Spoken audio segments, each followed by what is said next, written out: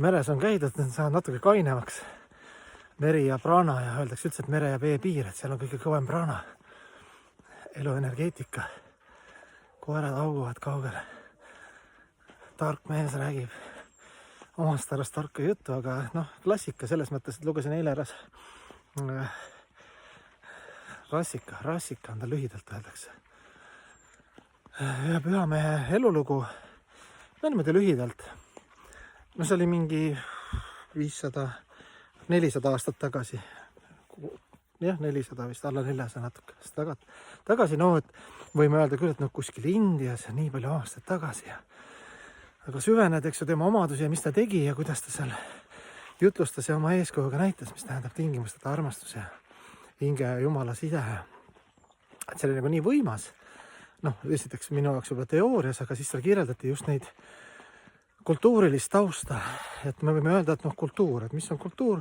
Sanskriti üks tähendus pidi olema kultuur.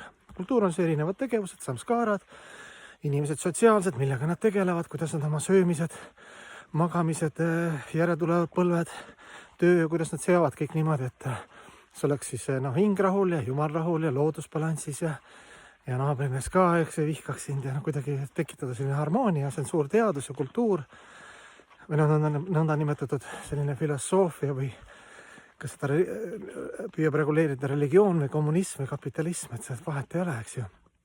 Kõik püüavad reguleerida, et kuidas siis koos eksisteerida siin.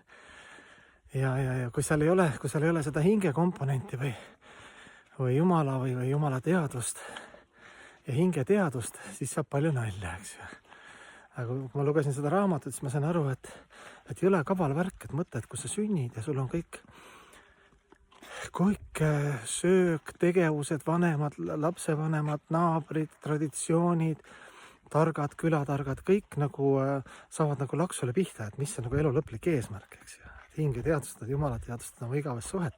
Aga samal ajal sotsiaalselt kõik on sama see on ikka seal tähistatakse sünnipäeva, sündi, surma, eks ju seal igasugused reguleeritud rituaalid, vaatad, et need on nii palju ja inimesed olid nii sotsiaalsed ja niivõrd palju sõltusid, ma võtan vanemate õnnistustest, et kogu aeg küsiti õnnistusi, et isegi laps sündis, siis kutsuti kõik targad kokku, eks brahmanid, preestrid, siis seal pühendunud vaisnaid, kõike kõigi käest küsiti kogu aeg õnnistusi oma lapsele.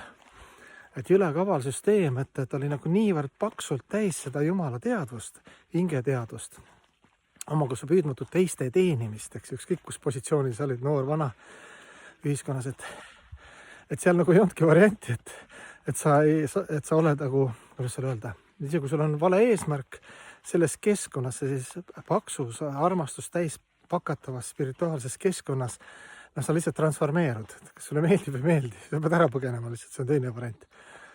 Tookord isegi vedada aegadel olid erinevad inimteadusega kogukonnad või hõimud, nad olid ka vastavalt siis, eks seal oli ka pidi olla isegi nii, et veedalik ühiskond olid nii kõrged standardid, et kui sa ei viitsid nende standarditega elada, siis sind maha ei löödud, sind lihtsalt eemaldati, siis sa elasid seal kuskil oma hõimuga metsas, eks kui sa oled madalamad eluprintsiibid. Seal ütleme rohkem kehalised või